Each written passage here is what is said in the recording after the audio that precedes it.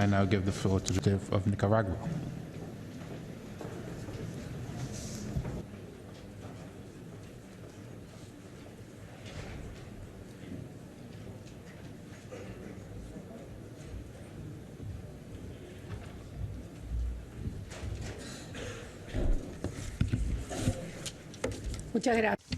Thank you very much, Mr. President.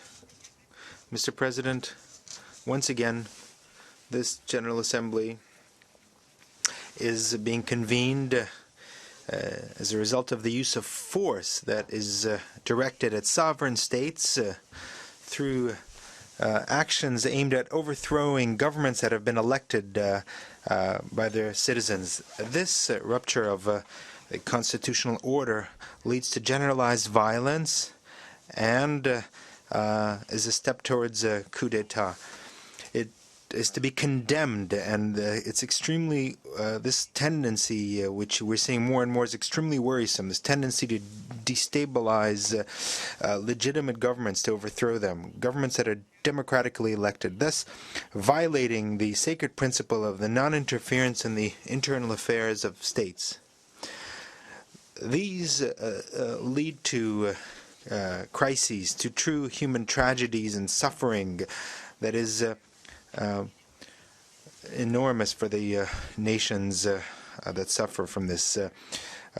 Those who speak of democracy precisely use anti-democratic methods to subvert these legitimate state governments to uphold their interests. We will never tire of stating that these policies based on double standards are the true threat to peace and international security. Mr. President, we have seen in the past few years how some countries have organized, financed, and directed from abroad violent activities and terrorist actions within countries that do not submit to their interests.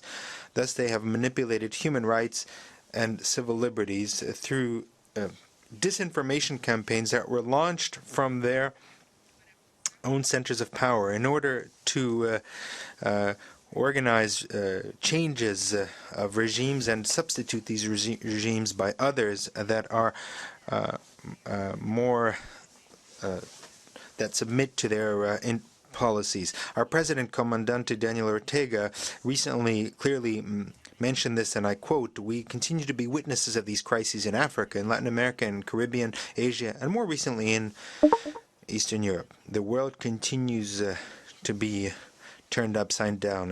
And who are those who are responsible for this? Well, those who want to continue maintaining the oppression over the nations of our planet, those who tried to establish new forms of colonization, new forms of slavery in the name of democracy and in the name of freedom, thus fostering barbaric activity.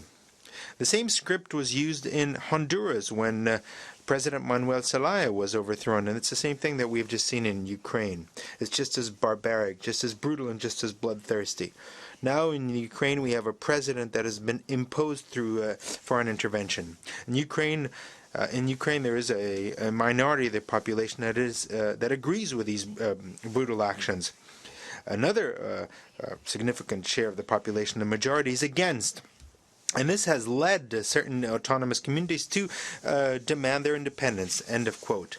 It's not by implementing policies based on double standards that we will strengthen peace in the world. It's not through coup d'etat that overthrow regimes that we will strengthen peace in the world. It's through unity, solidarity, and brotherhood amongst our nations, through peaceful policies and policies of development, through efforts based on diplomacy that we will achieve peace and security in the world. Mr. President, we defend the principle of self-determination of nations, in particular when these exercise that right in a sovereign, peaceful, and legitimate way through the ballot box. Mr. President, we want to see peace, and we want prevention and solution of conflicts through peaceful means. And it's for this reason that we reject all unilateral means such as political or economical sanctions against the Russian Federation. These measures violate international law and do not contribute to an atmosphere of détente. And we support a political and inclusive solution based on good faith and to make sure that stability and peace prevail. This is why, Mr. President, we will vote against this resolution. Thank you. Muchas gracias, señor presidente. Thank you very much, Mr. President. I thank the distinguished representative of Nicaragua, and I'll give the floor to the distinguished representative of the